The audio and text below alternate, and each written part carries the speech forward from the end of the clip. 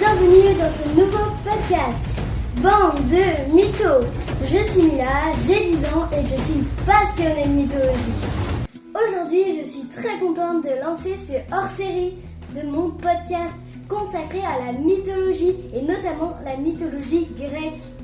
Nous allons commencer par le commencement, c'est-à-dire Gaïa, la terre toute seule comme une grande, elle donna naissance à Ouranos, le ciel pour s'en envelopper. Pas du tout chelou la daronne, ainsi qu'une foultitude de frangins, Pontos, la mer, Ouréa, les montagnes et les nymphes.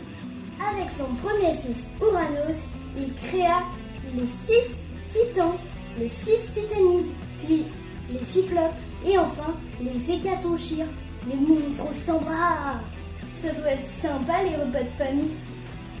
Sauf que Ouranos n'en aime aucun.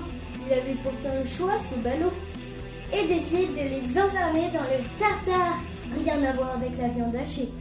C'est comme ça que l'on nomme le centre de la terre. Et pour être sûr qu'ils n'en ressortent pas, il s'allonge sur le trou à plat ventre. Wow, il plaisante pas sur les punitions, le gars.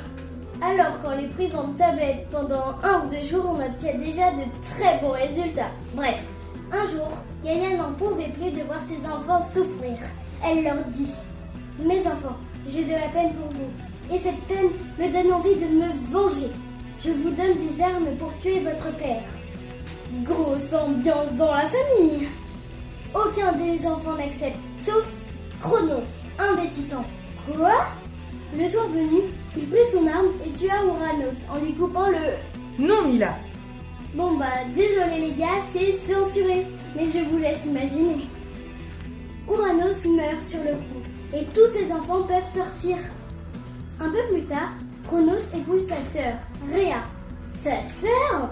Ils font 6 enfants. Hestia, Déméter, Héra, Hadès, Poséidon et Zeus. À chaque fois que sa femme accouche, Cronos avale l'enfant tout cru. Alors je veux bien qu'on ait une petite fringale, mais les chocs à pic, c'est pas pour les chiens. Rhea a une solution. Quand elle accouche de son dernier enfant, Zeus, elle l'amène chez Gaïa. Donc, sa grand-mère, pour ceux qui suivent pas au fond, et remplace le bébé par une pierre bien ronde. Le soir, comme prévu, Cronos avale la pierre. Clairement, le gars n'est pas une lumière. Pendant ce temps-là, Zeus grandit, nourri au lait de chèvre, à défaut d'être avec sa mère. Comme on est un peu rancunier dans l'arbre généalogique, il veut se venger de son père, mais Gaïa le prévient. Si tu veux te venger de ton père, tu devras aller voir Rhea, ta mère. Tu lui demanderas de te donner un poison pour lui faire vomir tout ce qu'il a dans le ventre. Pour lui faire boire, tu te déguiseras en serveur.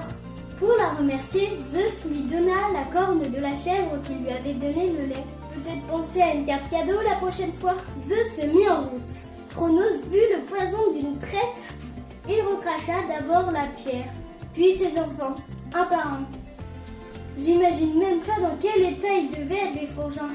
Cronos mourut, et tout ce petit monde désigna Zeus comme leur roi. C'est à ce moment qu'il régna sur l'Olympe.